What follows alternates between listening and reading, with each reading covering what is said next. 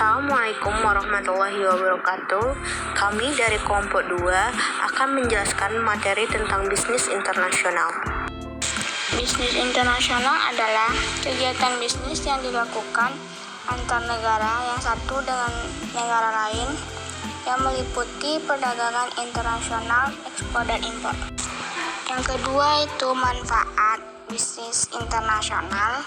Yang pertama, meningkatkan peluang kerja. Yang kedua, memperluas target pasar dan menaikkan pendapatan. Yang ketiga, memiliki manajemen risiko yang lebih baik. Yang keempat, lebih banyak variasi barang yang tersedia. Yang kelima, menciptakan hubungan yang lebih baik antar negara. Yang keenam, meningkatkan reputasi perusahaan. Yang ketujuh, memperoleh peluang untuk melakukan spesialisasi. Selanjutnya yaitu tahapan memasuki bisnis internasional. Yang pertama yaitu ekspor insidental.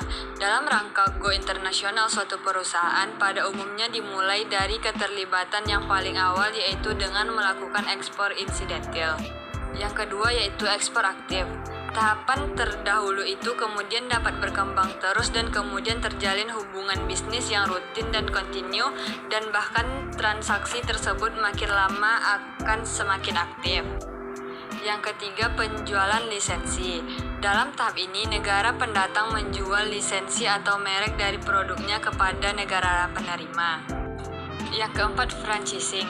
Tahap berikutnya merupakan tahap yang lebih aktif lagi, yaitu perusahaan di suatu negara menjual tidak hanya lisensi atau merek dagangan saja, akan tetapi lengkap dengan segala atributnya termasuk peralatan, proses produksi, resep-resep campuran proses produksinya, pengendalian mutunya, pengawasan mutu, bahan baku maupun barang jadi.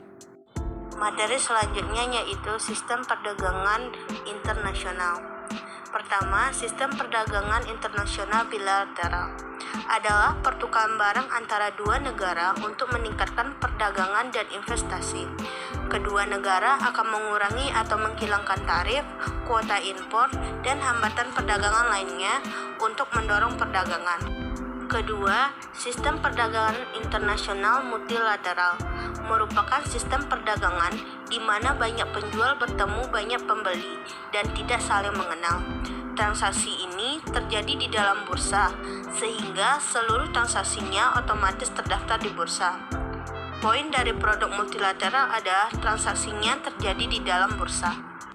Yang ketiga, sistem perdagangan internasional merupakan suatu aktivitas berdagang yang dilakukan oleh dua pihak negara yang berbeda. Materi selanjutnya adalah tantangan dalam memasuki bisnis internasional. Pertama, nilai tukar rupiah terhadap dolar yang rendah. Nilai tukar rupiah terhadap dolar yang rendah ini bisa mempengaruhi kegiatan ekspor dan impor barang. Kedua, sektor industri yang rentan. Beberapa sektor industri di Indonesia juga masih rentan dan rapuh karena masih bergantung pada kegiatan impor bahan baku maupun bahan setengah jadi.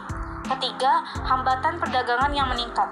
Tantangan yang dihadapi dalam perdagangan internasional adalah proteksionisme.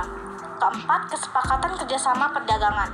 Pada beberapa kesempatan, Indonesia terlihat masih kesulitan mendapatkan kesepakatan kerjasama. 5. Perubahan perilaku konsumen. Perdagangan internasional juga bisa menyebabkan adanya perubahan perilaku konsumen. 6. Potensi defisit dan resensi ekonomi. Adanya konflik di suatu negara bisa menghalangi perdagangan yang terjadi secara global.